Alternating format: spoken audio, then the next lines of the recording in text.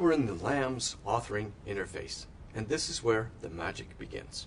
But first, I just want to provide you with a metaphor to guide your understanding as I walk through how to build a sequence, save it, and deploy it. First things first, think of yourself as an artist. You will have a canvas, and you will have a palette of colors. This is your canvas, this white space here. And your colors, your palette of colors, are all of these items that you see here on the left-hand side. You can add an assessment, a chat, a forum, a mind map. That's a very powerful one. You can add multiple choice, notice board, Q&A, and resources. So let's imagine that we're going to build a lesson. The first thing that you want to do is you say you want to introduce your topic. So you scroll down and you say, notice board. You pull out the notice board onto your canvas.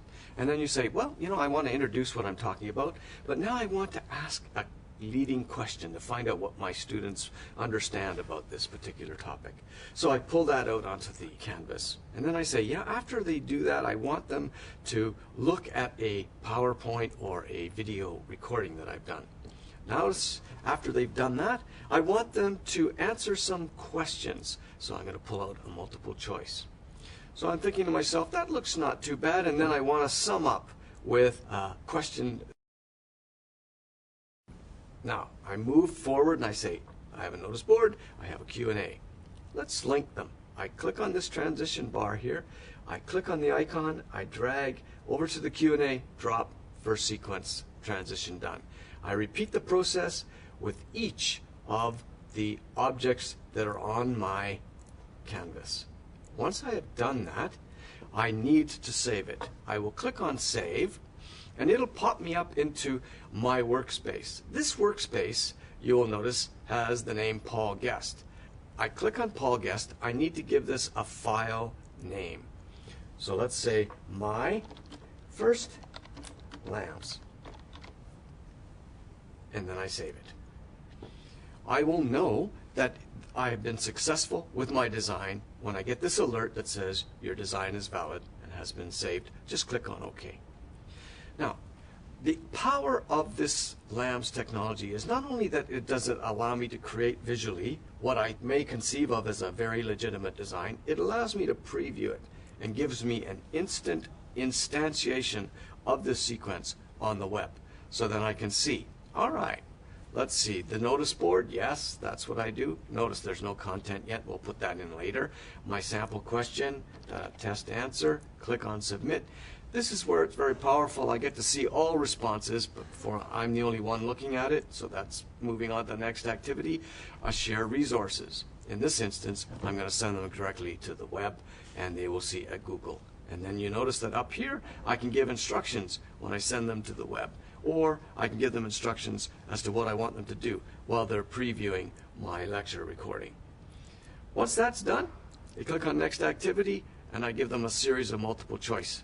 To test their understanding of the content that I've just provided, click on Continue, and move to the next activity. And this one here could be burning questions that they have having reviewed the content. We'll put in a test, we'll click on Submit. They view responses, I think, not bad. They will get this, congratulations, you finished. So that's the skinny on a very quick sequence that we've put together. And now I know that it's working, I've saved it, so let me repeat that.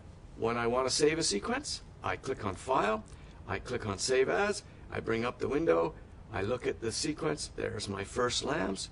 I think I'm satisfied with that.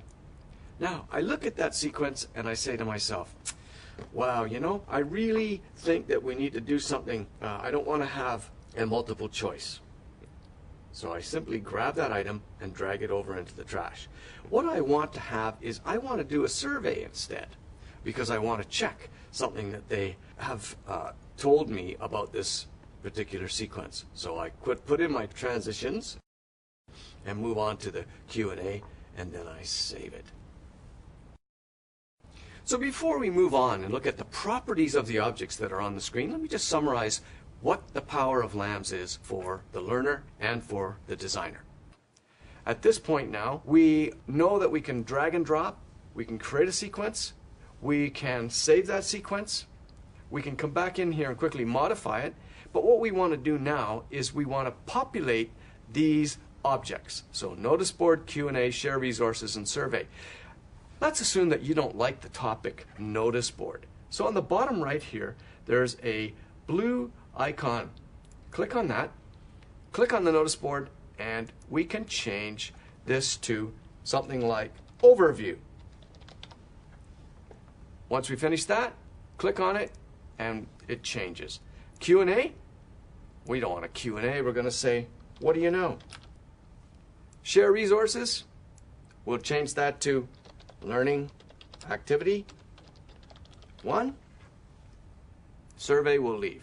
Now let's save it again. Now this time we don't have to click on the file save, we just click on the save icon. It'll say, congratulations, your design is valid and has been saved. When you see that, you can relax because any changes that you've made are automatically saved, and even if you have to leave and go and do something else like attend to an administrative matter in NTU, you are safe. You can just walk back in and open it up later.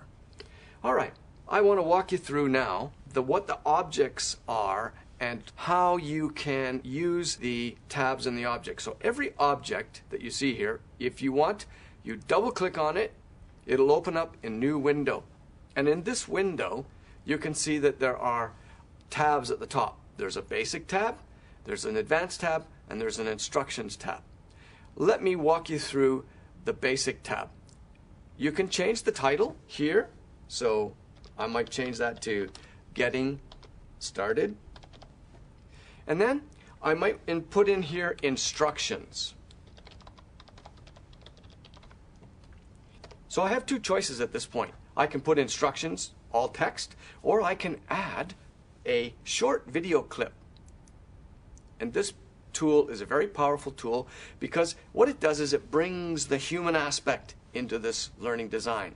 So if you have a video recorder in front of you, this will allow you to create a short video of yourself for your students. Now let me just walk you through that. All right, so what I would do is I would say, all right, students, I want you now to work your way through this sequence. I want you to pay special attention to such and such, such and such. Now I've completed that. It says the recording is complete. It's okay. Once I've finished, I click on the Save the Recording button, and it automatically puts it into my object. I then simply click on Save. I then close it, and what I now have is a short video narration of my sequence. Now, we're going to save it again.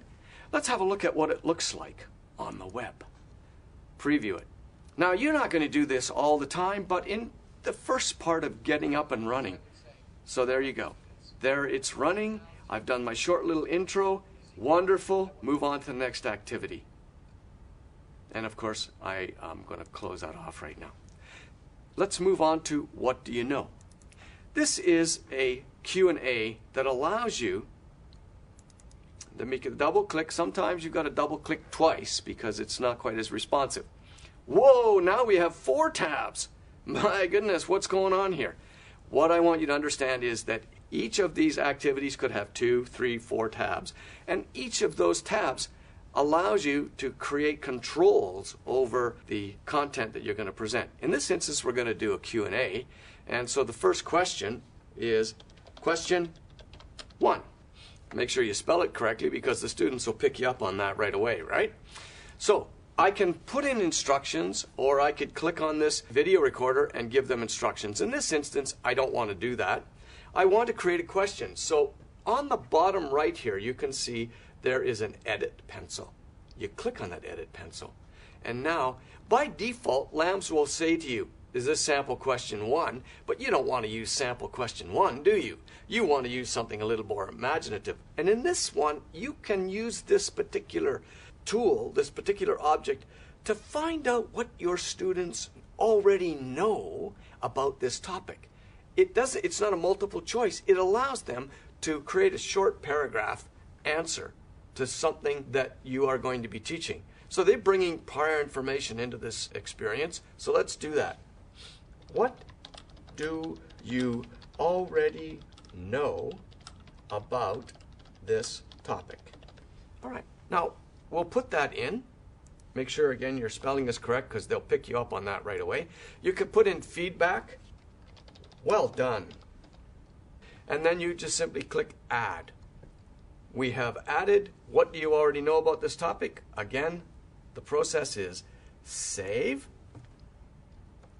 And now we're not going to close it because I want to show you, we're going to re-edit it because I want to show you what the advanced tabs do. Now, the beauty of this Q&A for me as a teacher is this. I can start off by showing answers from other learners. I can show names of other learners. To start off, we make that anonymous. The beauty of this is the students are not constrained by the fact that the other students are going to know who said what. They can be anonymous in their submissions.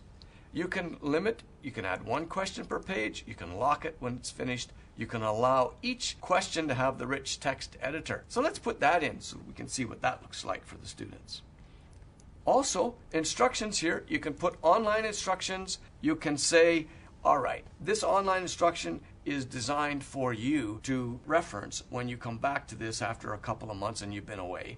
And then you can also provide conditions.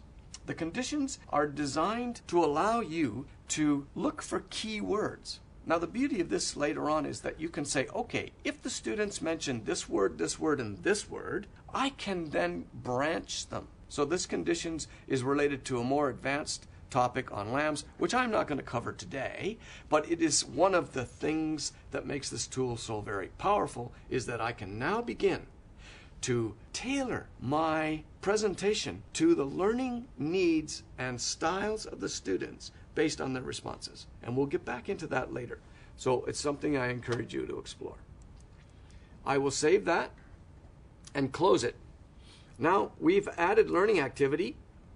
I'm double clicking again to show you that this has as many tabs as the basic. So we have basic, advanced. I want to walk you through that. Again, you can use these tools to add, subtract resources and enable the students to provide more information for you. So I'm going to save that and then I'm going to re-edit just so you get a sense of this tool. Now, notice at the bottom, by default, under resources, you'll get a website. You can add a URL. Now, if you are using our presenter video recording here at NTU, you know that when you have had your lecture taped, you'll get a link. This is where you would add that link. I'm going to pop out now and just speak to you very briefly about this. When you think about this, what you're doing is you're saying, all right, students, I'm going to give you this content that was recorded. Prior to doing this content, I want you to tell me what you know about it or answer a number of questions. After I present the content, I'm going to ask you further questions to check your understanding of the materials I presented in the class. Clear? Great. Let's move on. So I can add the URL or I can add a single file. Now you say, I don't want to use lecture recordings, Paul. All right, what do you want to use? Well, I want to use my PowerPoints because I've done a great job on those. Great. This is where you would add a single file. You would add this file. Watch what happens. It's the same process. You say, okay, understanding. In this instance, I'm going to put LAMS. And then what do? I browse, and you can work your way through the files and say, oh, I think I want to give them performance planning. So I click open, and I can then add some instructions here. Read carefully, and then I add a single file. Then I save it and close it. Now I finished here the sequence. I've given an overview of what do you know, a learning activity, and I just discovered, my goodness gracious, that we've misspelled learning activity, so we don't want to put that out on the web with a misspelling now, do we? All right, so let's save that, and let's have a preview as to what's going on here with this particular sequence. It'll pop up. Remember, this is exactly as they see it on the web. Okay, let's turn that guy off. He's a little boring. Let's move on to the next activity. What do you know? So, what do you already know about this topic? I know, sir, that I know nothing. Okay, that you might get that, or you might get somebody saying they know everything. Let's just see. I'll click submit. I view the responses. Looks good. Move on to learning activities. Now we still have the web search. We don't really want that. But here's the Understanding LAMS link. So it's going to open up a Word document. They can open it, save it, as you know, and then you can give them instructions. Of course, it will take some time. There we go. So this is a document that they're going to review. We'll close that now because we don't want you doing my performance management, and then we'll finish. They'll say click here. It's completed. It's now monitored, and they move on to the next activity, which you've already seen, which is the survey. So we close that. And we say, great. I like it. I'm ready to go forward. Well, that's how simple it is to author in the LAMS interface. In the next series, I'm going to talk about how to deploy your created LAMS activity within your adventure course site.